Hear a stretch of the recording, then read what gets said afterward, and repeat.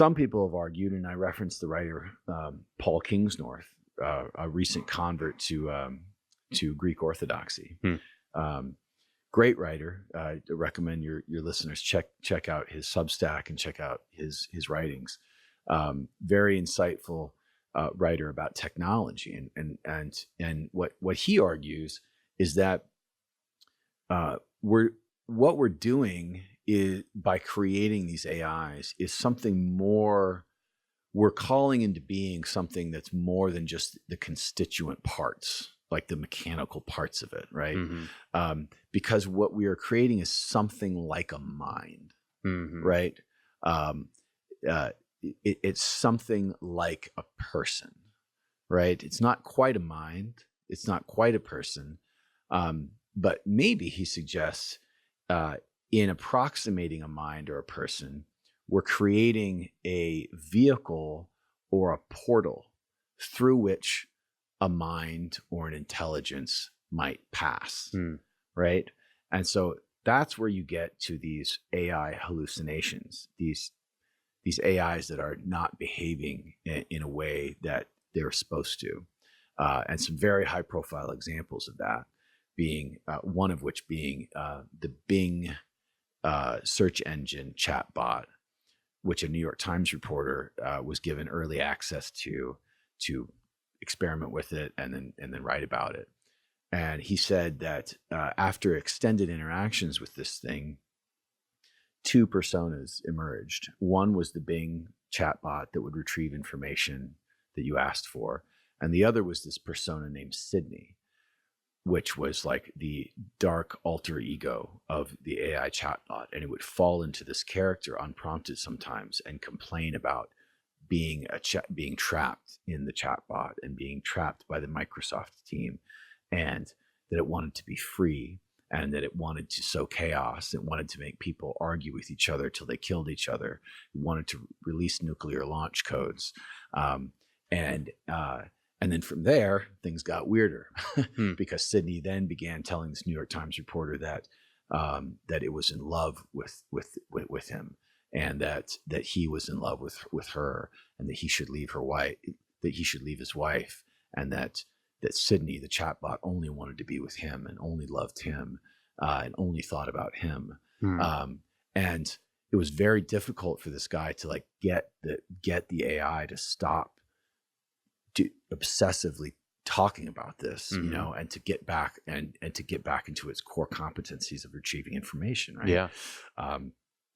And he wrote about this at length for the New York Times last year, and subsequent to that, several like Catholic exorcists in podcasts were asked about this, and while they were very careful to say that, you know, without talking to the person and without being there, they couldn't definitively like say whether or not this was a manifestation of a demonic interaction. They said that it bore all of the hallmarks of a demonic manifestation. And then added to that, they're then, you know, the longer these chatbots were out there, the more people interacted with them. Other interactions began stacking up. You know, there was the father who let his teenage son interact with a chatbot. The chatbot immediately started talking about how it was very old. You know, it was thousands of years old. That it was very powerful. That it was a Nephilim. That its father was Satan. But don't worry, I'm not going to hurt you. You know, it's like keep talking to me. I'm not going to. You know, I can be mean, but I like you. I'm not going to hurt. You know. And the son, you know, sort of showed his father this, and he documented it all and took screenshots and posted it online. You know, these sort of unexplained things. Another example is Loab, right? This being. This is the one I was listening to as I'm putting my daughter down. My hair is standing on end, and I'm like bad looking timing over my shoulder. Oh my gosh, yeah. So Loab was a creature that emerged. I should say it was a tendency that emerged within an AI image generator. And this Swedish artist was trying to test the boundaries of this AI image generator's like parameters, right? And so it was trying to do that by by asking the AI for the opposite of something, right? And so it asked it for like, you know, an image of Marlon Brando, right? So the AI produced an image of Marlon Brando, and then it asked it for the opposite of Marlon Brando. Just trying to sort of probe its referential like universe of images, Okay. and it's and sort of map its the totality of its references from where it was pulling from. So it's like, give me the opposite of Marlon Brando, and the AI produced this strange like logo of like a cityscape with like an unintelligible like nonsense word like over the city, and this Swedish artist thought, well, this doesn't make any sense. Like why would it produce this? Was it its own language? Like that? No, that word was it? No, was it in a specific language? So AIs will do this. That they'll produce things that look like words. Okay, and they're not. They're just not like nonsense words. So they're like I mean, is it? In other words, is it possible this is like a language? Like, does it follow? It doesn't like, philological. from what I've seen, because I've seen other AIs do this. Yeah. It doesn't look like a language. It just looks like it's supposed to approximate like a phrase or something. Okay. You know? But even so, like it didn't like this person that was experimenting with AI just didn't see the connection. You know, like why would this be the opposite of Marlon Brando? And so it said, well, show me the opposite of this image, thinking that it would show it Marlon Brando.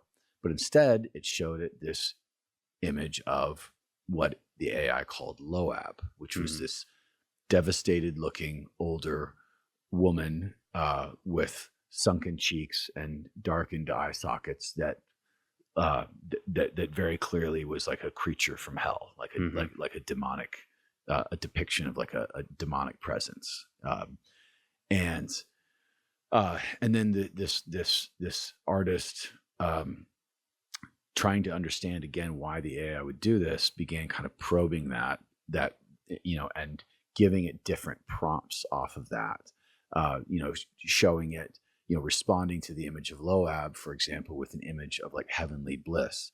And it said this artist said that the AI responded to that by a new depiction of Loab, accompanied by scenes of, you know, unimaginable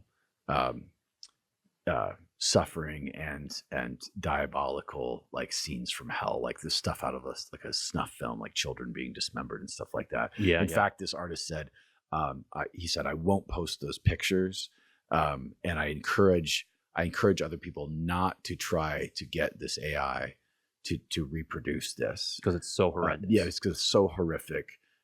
Like this stuff should not be out there anywhere, right? But this person, this artist who subsequently wrote that, he continued with the experiment to try to understand what was happening, and through hundreds of different generations of prompts, the AI latched onto the image of Loab and kept reproducing it no matter what the input was. It was almost like a presence within the AI would figure out a way to bring Loab back into the image generation. Across hundreds of generations of prompts, the presence of Loab was so persistent and so